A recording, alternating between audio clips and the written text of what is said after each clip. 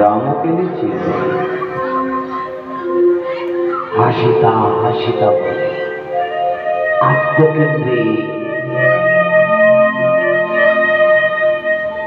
আবার যখন লক্ষ্মণ যুদ্ধ করতে করতে শক্তিশালী পড়ল, রাম কেঁদেছে আত্মকেন্দ্রে। কিন্তু সুখে তো কোনদিন কাঁদে না। সত্য আচ্ছা, কি করলে সুখে কাঁদা যায়? তোমাদের মতো সুখের বাড়ি পরিশোধ হবে। আমি জ্বালায় কেঁদেছি, যন্ত্রণায় কেঁদেছি, অভাবে কেঁদেছি, শোকে কেঁদেছি, কিন্তু সুখে কোনোদিন কাঁদিনি। সত্য মানুষ তিনি উত্তর দিতে পারলেন না। ডাকলেন দেবর্ষী নারদকে। দেবর্ষী নারদ কথাটা শোনা মাত্রই ছুটে পালিয়ে গেল।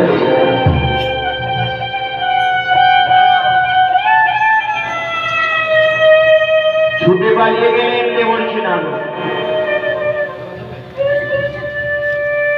ডাকলেন চারি বেদকে, ডাকলেন সরদর্শনকে।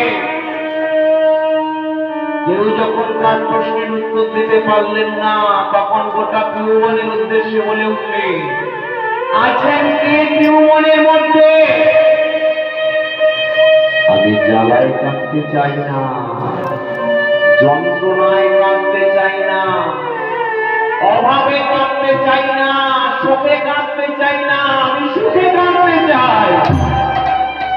আমার এই নয়ন দিয়ে সুখের বাড়ি পরিশোধ করতে চাই। কে বলতে পারে? আমি বলতে পারি।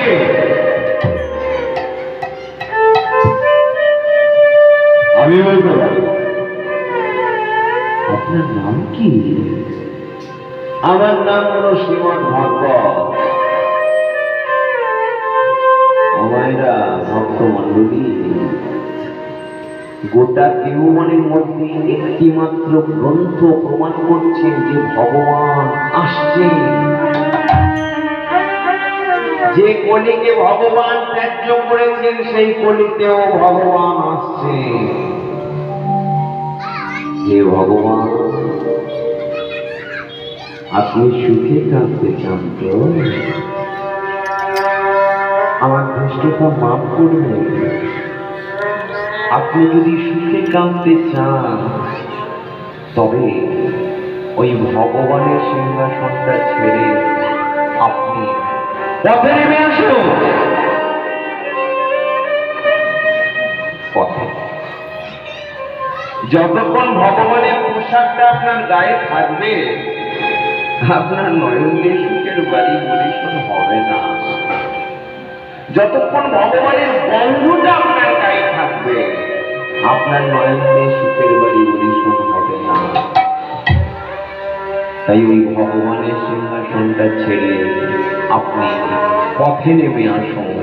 আর এই পথে নেমে এসে আপনি ভক্ত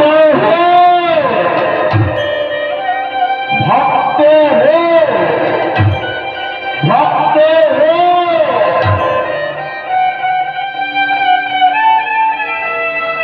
তখনকার দিনে যারা ছিলেন শাস্ত্রজ্ঞ, তাত্ত্বিক, বেদ বেদী, মুনি, ঋষি,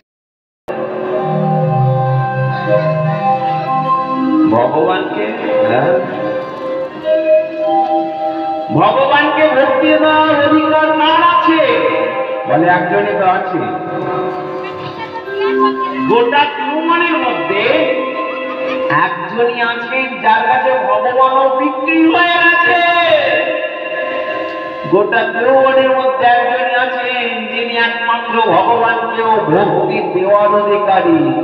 তার নাম কি? রাধা রানী।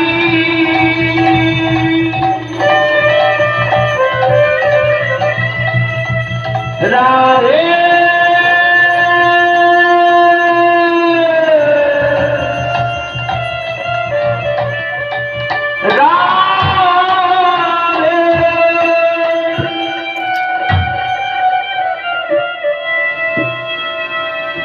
ধন সরোবরে করালি সমকণ্ঠ